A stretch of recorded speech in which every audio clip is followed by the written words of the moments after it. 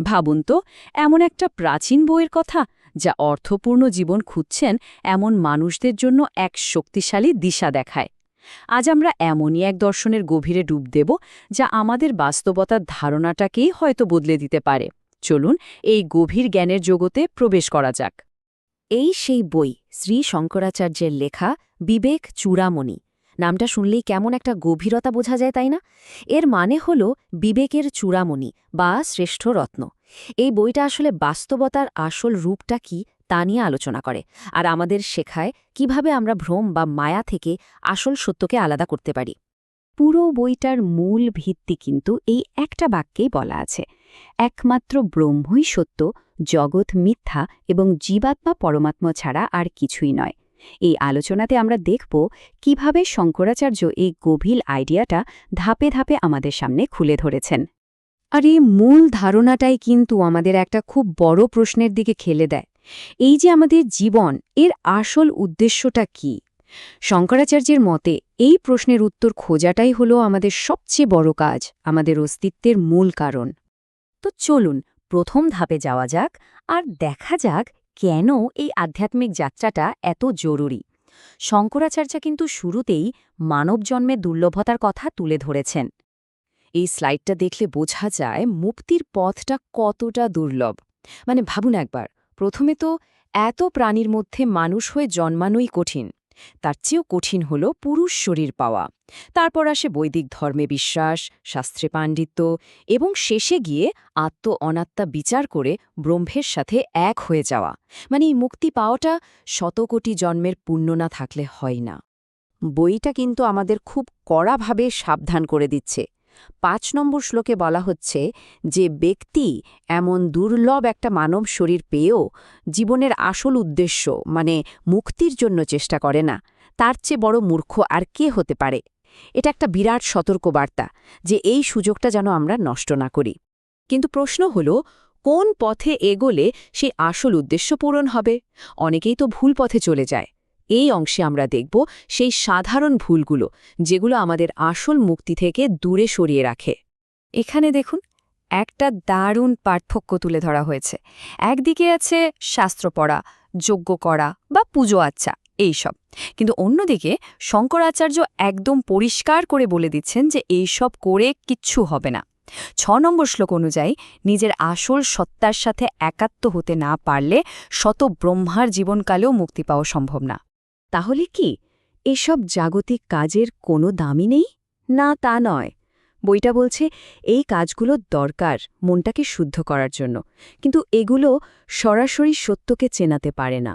সত্যকে জানতে হলে অন্য পথ ধরতে হবে। আর শুধু ধর্মীয় আচার অনুষ্ঠানই না, টাকা পয়সা, ধন সম্পদ এগুলো মুক্তির পথে একটা বাধা। ৭ নম্বর শ্লোকে বেদের কথা তুলে ধরে বলা হয়েছে টাকা দিয়ে অমরত্ব বা মুক্তি কেনা যায় না, একদমই অসম্ভব। তাহলে জাগতিক কাজ বা সম্পদ দিয়ে যদি মুক্তি না আসে তাহলে পথটা কি?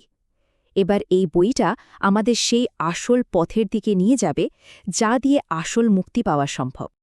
বাস্তব আর ভ্রমের মধ্যে পার্থক্যটা বোঝানোর জন্য শঙ্করাচার্য একটা অসাধারণ উপমা ব্যবহার করেছেন।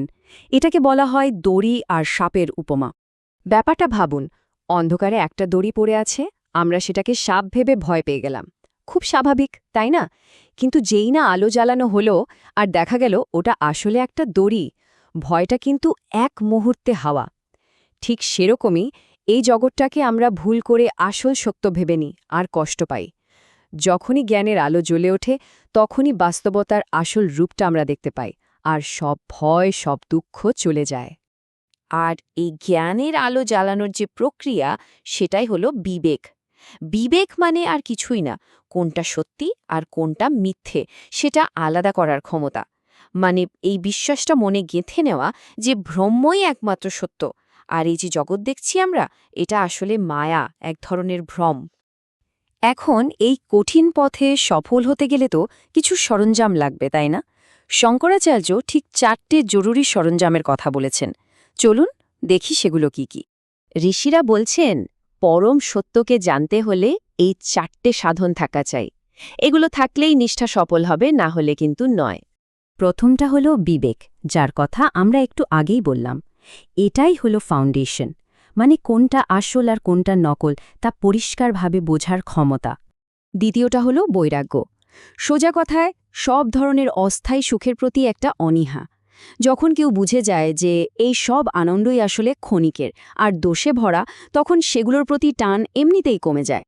তৃতীয় সরঞ্জামটা কিন্তু একটা নয়, বরং 6টা গুণের একটা প্যাকেজ। এই গুণগুলো আমাদের মন আর ইন্দ্রিয়কে কন্ট্রোলে রেখে লক্ষ্যের দিকে এগিয়ে যেতে সাহায্য করে।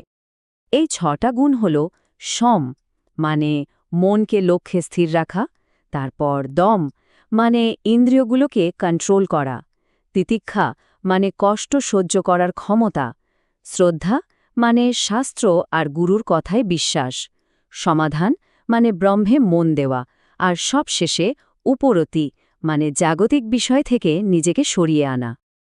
আর সবশেষে যেটা সবচেয়ে জরুরি সেটা হলো মুমুক্ষুত্ব। এটা হলো মুক্তির জন্য একটা তীব্র, বলতে পারেন জ্বলন্ত ইচ্ছা। আমি আমার অহংকার, আমার শরীর, আমার অজ্ঞতা, এই সব বান্ধন থেকে মুক্ত হতে চাই। এই গভীর আকুতিটাই হলো মুমুক্ষুত্ব। 30 নম্বর শ্লোকটার এই ব্যাপারটা কি দারুণভাবে বলছে দেখুন। এখানে বলা হচ্ছে, যদি বৈরাগ্য আর মুক্তির ইচ্ছাটাই দুর্বল হয়, তাহলে বাকি সব অভ্যাসগুলো মরুভূমির মরীচিকার মতো। দেখতে আছে কিন্তু আসলে কিচ্ছু নেই। আসল চালিকা শক্তি হলো ওই তীব্র ইচ্ছাটা। আর শেষে এসে এই বইটা ভক্তির একটা অসাধারণ সংজ্ঞা দিচ্ছে। আমরা সাধারণত যা ভাবি তার থেকে একদম আলাদা। বলা হচ্ছে, নিজের আসল রূপটা খোঁজার যে চেষ্টা, সেটাই হলো আসল ভক্তি। এর থেকে বড় ভক্তি আর কিছু নেই। তো এই পুরো দার্শনিক আলোচনার শেষে একটা প্রশ্ন কিন্তু থেকেই যায়। হাজার হাজার বছর আগে লেখা এই গাইডলাইন আজও আমাদের ভাবায়। প্রশ্নটা হলো, আমাদের নিজেদের প্রকৃত স্বরূপ খুঁজে বের করার পথটা আসলে কোনটা? এটা নিয়ে ভাবার মতো, তাই না?